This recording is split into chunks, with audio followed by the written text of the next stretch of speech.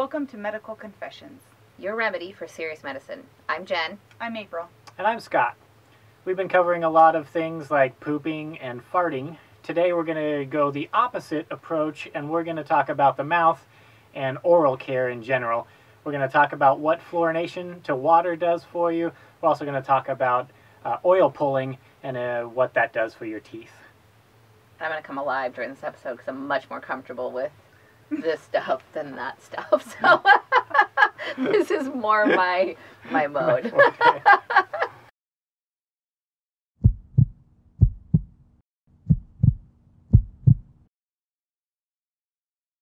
So Scott, what can you tell us about fluorination? Because I know we probably all came from different backgrounds. I was raised on Alaskan well water, good old well water, and I don't know that my mom and dad even thought about fluoride. I don't even know if it was a question.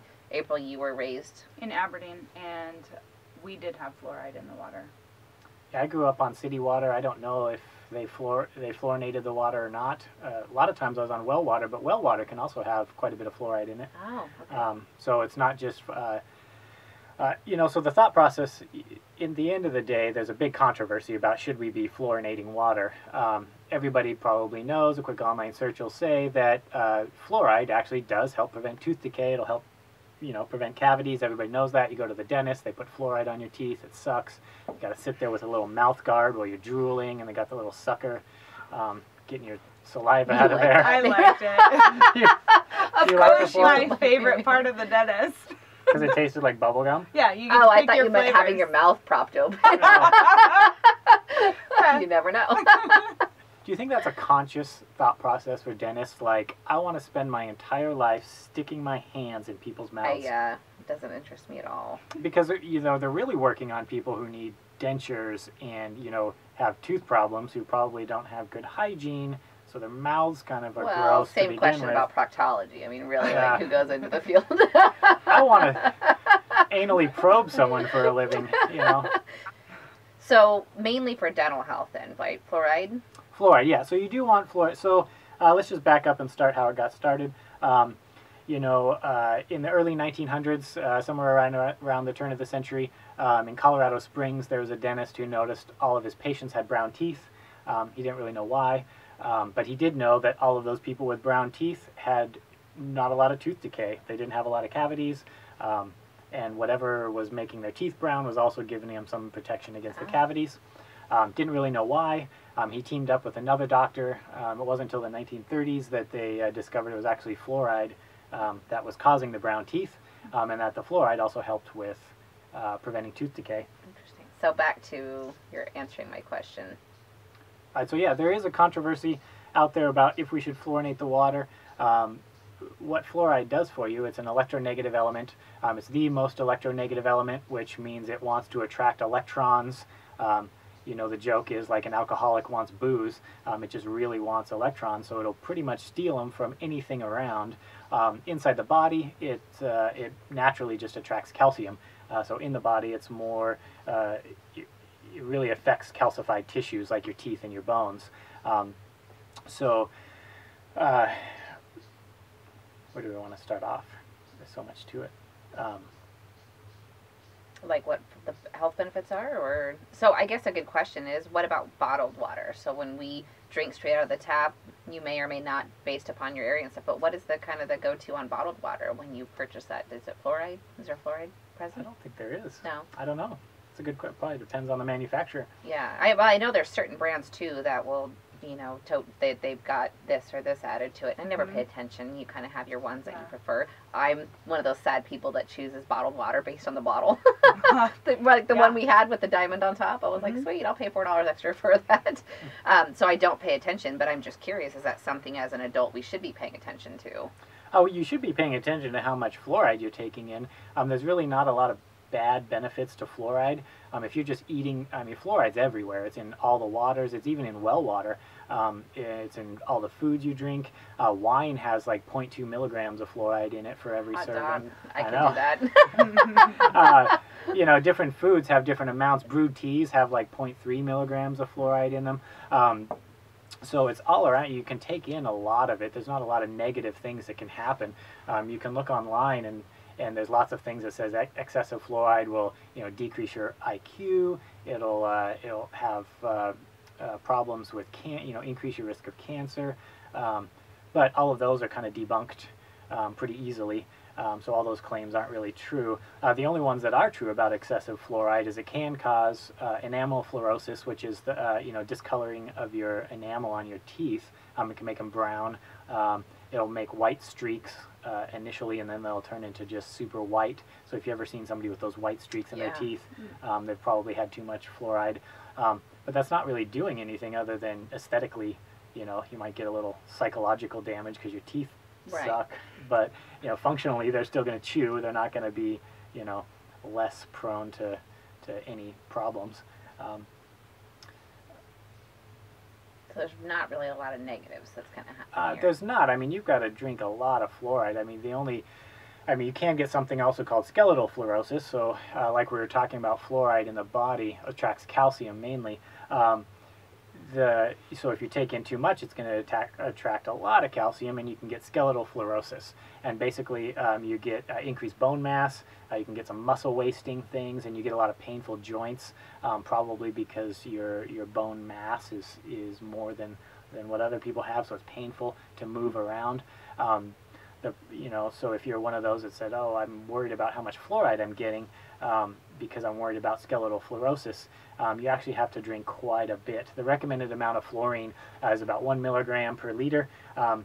There was a guy who drank 50 milligrams a day for 6 years, and he only had some minor pain. So you really do have to take a lot of fluoride in before it can cause that skeletal fluorosis. And of that, there have been 5 confirmed cases of debilitating skeletal fluorosis in 35 years. So there's not, I mean, it's really rare. Mad cow disease is more prevalent, and that's not very prevalent, Right.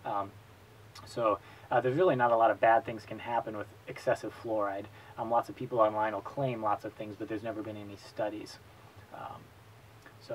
Are there tests that you can, like those little water test strips that you use for your pool? Like, could you do that for your tap water to see how much? You can. There's actually most cities and municipalities have a lab that you can get your well water tested to make sure there's not bacteria in there.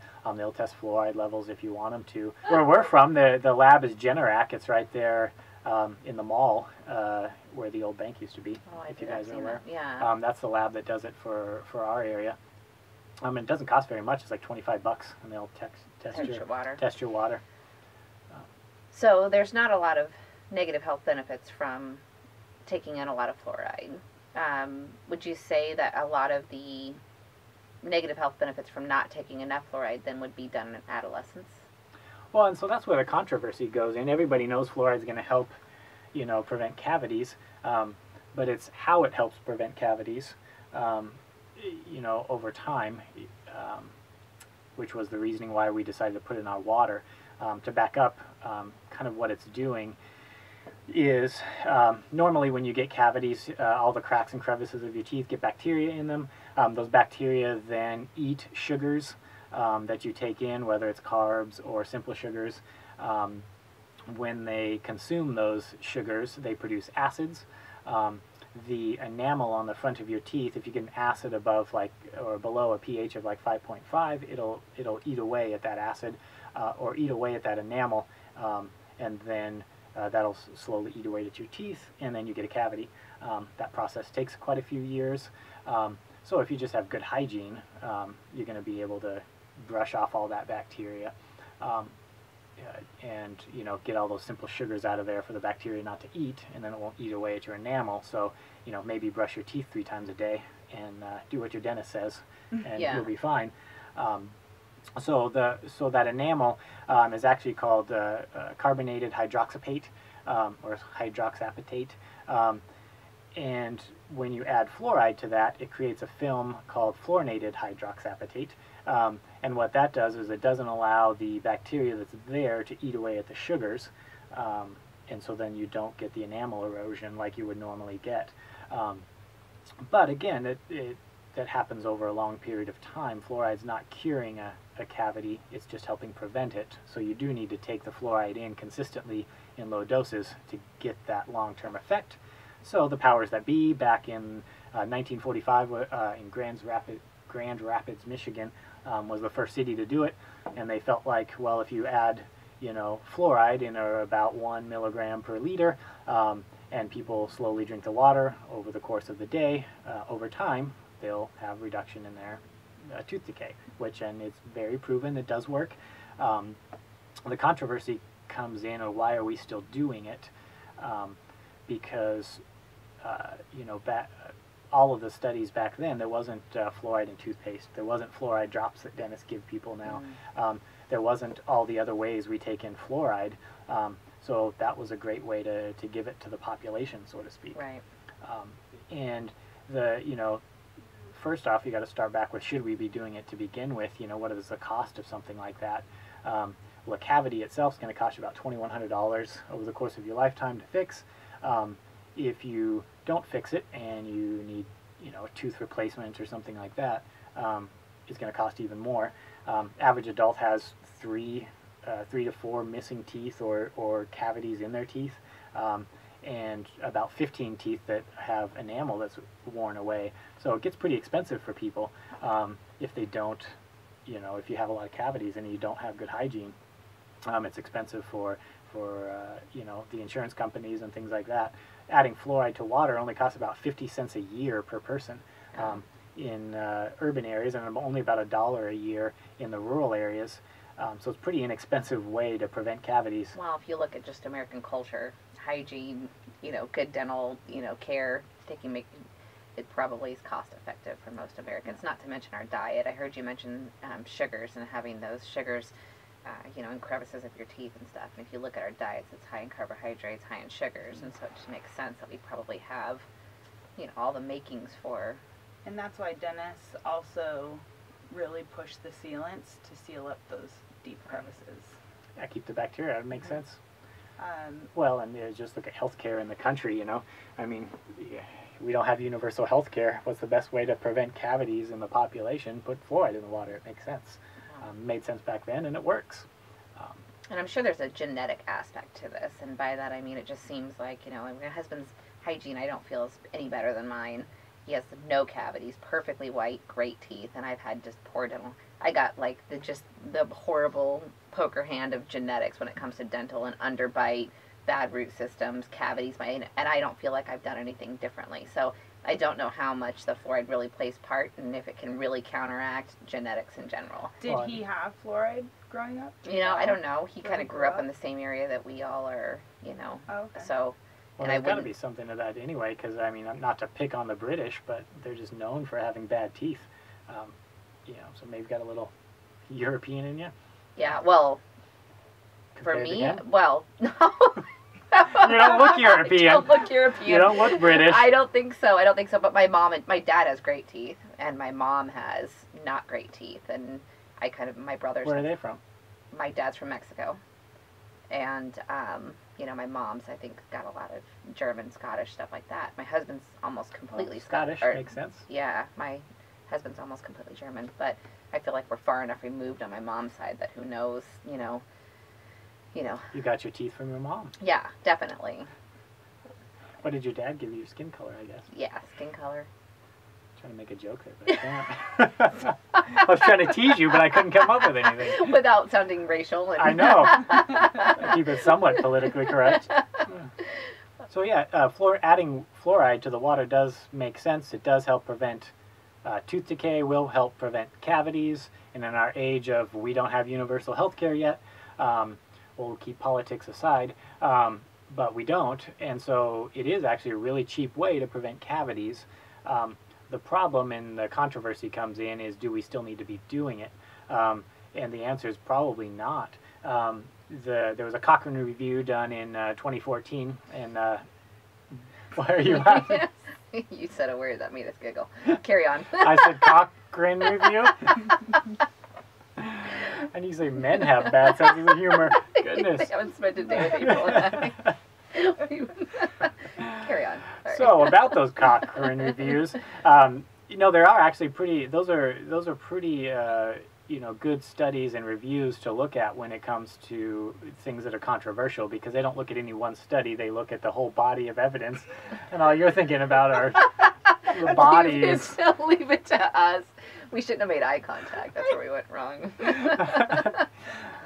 Don't look at me. Yeah. Oh, now all I can think about is Recess. male genitalia. Cochrane review. Welcome to our world. Cochrane review. Anyway, so they are really good reviews to look at, because they are pretty objective. They take some objective scientists who look at the entire body of evidence and say, is what we're doing beneficial? And what they found in 2014 was, sure, most of the studies at all of the municipalities that put fluorinated water or add fluoride to their water, they all are pre-1975, before there was a lot of fluoride in toothpaste and fluoride drops you get from the dentist. So, Scott, my question is, I was given this just, horrible hand to poker genetically when it comes to dental health. I've got my dental health, I think, from my mom's side, and underbite, all kinds of cavities growing up, bad tooth enamel, and even a really bad root system in my teeth. So how often did you see the dentist growing up? all the time. Like our family dentist was awesome, and the funny thing is that my parents Knew even you by wanted. name? He's retired.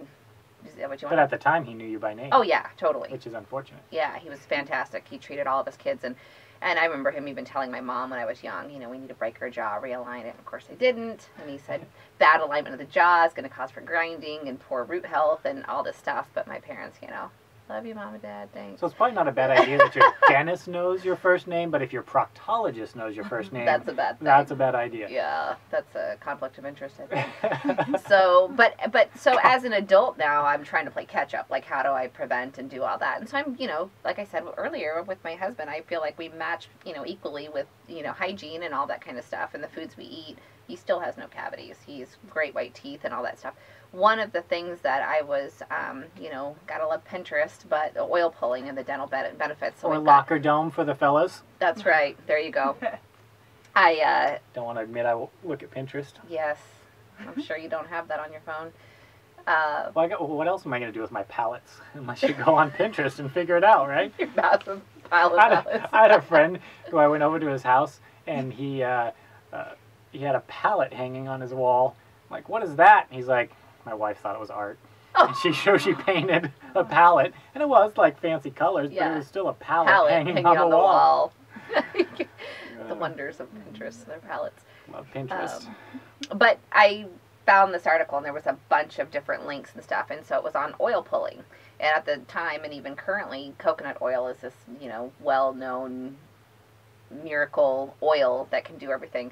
But the process of oil pulling indicated that it was good for your teeth and your gums and, maybe overall health. Also, some indicators that maybe some of these oils were good at also stopping bacteria such as strep. So I did it. I did it consistently for over a month. And the process wasn't simple, but I feel like it worked okay for me, kind of like a multivitamin. I just initiated it. I think it was... What did you do? 15 to 20 minutes every morning. I would swish this oil just like you would mouthwash. I typically did it when I was getting dressed in the morning, taking a shower. So it wasn't really an inconvenience. But were you in the shower just swishing the whole time? Yeah. I was tempted to make April do it here so we could kind of... I'll try it. You should try it. Okay. So I've got 4 different oils that I brought in, and I know these aren't maybe what everyone recommends, but I've got grapeseed, I've got a sweet almond oil. Coconut oil is what I used. Castor oil is another one. I know a lot of people believe in sesame. Yeah, sesame oil does have some antibacterial effect.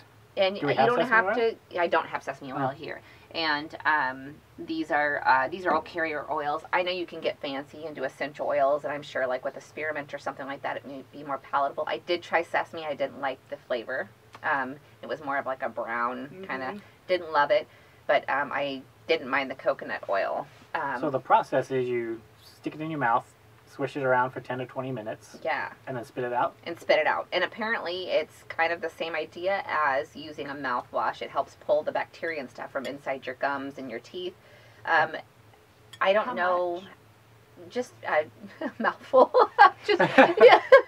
Whatever why you don't you can just- handle, April. That's probably plenty there.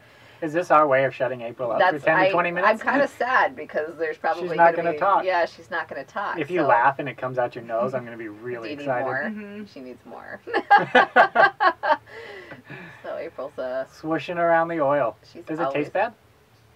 It's coconut oil. Coconut oil is good. Tastes And I've like also coconut? done it in the more solid form. You just take a little scoop of it and it melts almost immediately once it gets body temperature. All I can hear So, is the swooshing. I also I don't know wonder if you guys can hear it, but it's loud. His squishy It's like someone sounding. chewing chips in the background. So keep that cup closed. Not in out case your you nose. lose it. I wonder too if there's not some side effects of doing it for several minutes. If it, Hurts the jaws. yeah. So, but what my question though is that I felt like after a full month, my teeth felt cleaner, my gums felt good. I would assume that part of it is just that movement, the flushing in and out of your teeth. And with the oil, it felt a little more forceful than just water. You felt like you were purposely moving back and forth. Was it kind of just a psychosomatic type of a thing? Was there really any health benefits? Or Well, there is. The problem being that there's also much better, easier ways to do the exact same thing.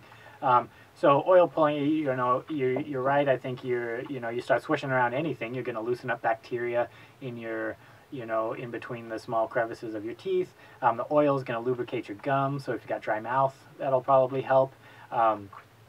Specifically, there is just swooshing over there. I'm just so glad we don't have lapel mics right now. If you would like us to get lapel mics, we would love for someone to get us some. But we're poor and we have boom mics. Sorry. But no, there is some studies that are showing different oils actually do have antimicrobial or antibacterial effects. And so it really depends on which type of oil you're doing. Like corn oil, palm oil, soybean oil, those ones don't do anything for antimicrobial. So really the only benefit you're getting is swooshing something around, the lubrication, that sort of thing. But otherwise, like coconut oil... Certain words, triggers for April. The swishing, Cochrane reviews. There it is. So what happens if April swallows the oil? Well, that you probably shouldn't do that. I mean, obviously, oils in general are pretty high in fats, and the more fats you get, higher cholesterol. Those are all bad things. And you probably, some people will puke too much of it, I would imagine. But doesn't that counteract if you're swishing around all those bacteria and then you just swallow it? Isn't that kind of the opposite of what you're looking for? Well, not necessarily, because it depends on the pH level of your stomach, and if those bacteria can survive in those high pH environments. I wouldn't think they would. There are some bacteria that can, like in Yellowstone, there's a bunch that can handle those low pHs for, in those pools. But I wouldn't think many can propagate in your stomach, especially the fungus. But the studies that looked at specific oils and their antimicrobial effects, some of the oils that they tested were coconut oil, sesame oil, sunflower oil, and different ones obviously had different effects on different types of bacteria. So the coconut oil you mentioned, Streptococcus mutans is one of the type of bacteria. So when you said that the coconut oil helps prevent strep throat, I could probably see that, because if it's got an antimicrobial effect to strep, then there's not going to be excessive amounts of strep to go ahead and start propagating in your throat. But is that something that once you think you've a little placebo effect? Yeah. Well, no, but I'm also wondering, is that something that you are just, if you are highly likely to get strep, if you're someone that gets it several times a year, would this help lessen that chance? Or is it one of those things where the rest of your family has it and now you're trying to... Is it an immediate effect? So, well, the strep throat itself depends on how you get it. I mean, if you're just coughing all over your family, well, then of course you're probably going to pass it on. But just standard hygiene, cover your mouth when you cough, do all those things is going to be the best way to prevent. Yeah, how is that doing? Because I don't think we're at 10 minutes yet. It seems like so let's talk about that. I mean, I said that it does help, and it does, because coconut oil will be other than the Streptococcus mutans, there's C. albicans it helps with. Sesame seed oil actually only helps with the strep mutants. So sesame seed oil is probably not as good as coconut oil. Sunflower oil doesn't do anything for bacteria, but it does help prevent fungus. So, depending on the type of oil. But again, you got to swish it around for 10 to 20 minutes. and you can get the exact same thing by just brushing your teeth for 4 minutes. So which is going to be better, you know? Right. Depends on what you want to do. I guess if you're in Africa and you've got oils and you don't have toothpaste or a toothbrush, maybe that'll work. And it'll be better. But if you have toothbrush and a toothpaste, I feel like 4 minutes is better than 10 to 20, and I don't have to listen to April swishing the whole time. Well, that's disappointing because I was hoping that there was something additional that the oils provided aside from your normal brushing routine. You know, it's just that hope. I mean, they even recommend these oils be used for cleansing and different prevention of acne and things like that. So I was hoping there was something similar that it provided for dental health. I don't know about acne if you're going to lather yourself in oil. No, it really is. It's a thing. Well, like they talk about, especially oily skin, which I have. Well, with acne, it is the bacteria that are kind of clogging your pores, and right. then, so I could see if you're talking about good oils, then preventing your body from creating its own oils to try to, so the sensitives, they were saying it's kind of the opposite of what you would think. You would add oil to your Well, if it's killing the routine. bacteria, then it makes sense because you're killing the bacteria that's there, but at the same time, a little soap and water feels like that would do the same thing, because really one of the reasons why they say that oil might actually help with the bacteria, nobody really knows, but what they say is they call it alkali hydrolysis, but basically the bicarbonates that are in your saliva, so bicarbonates, very basic, it'll turn the oils into soap. You probably, there are lakes around. There's a lake in Washington called Soap Lake. I don't know about Soap Lake, but Crescent Lake has a lot of lye in it. Yeah. And so there's actually been dead bodies in the lake that come up, and they're just basically soap because that lye has turned them into soap. And that's kind of what's happening with, it's kind of gross. There was a story of a couple who their car got lost, and they left a party, never made it home, no one ever found them, and then a couple years later they found their bodies at the bottom of the lake, and the lady was just soap. Kind of gross. But not anyways, the man? I don't know. They only mentioned the lady, I guess. Maybe the guy was just, somebody used him to wash off in the lake. I'm not sure.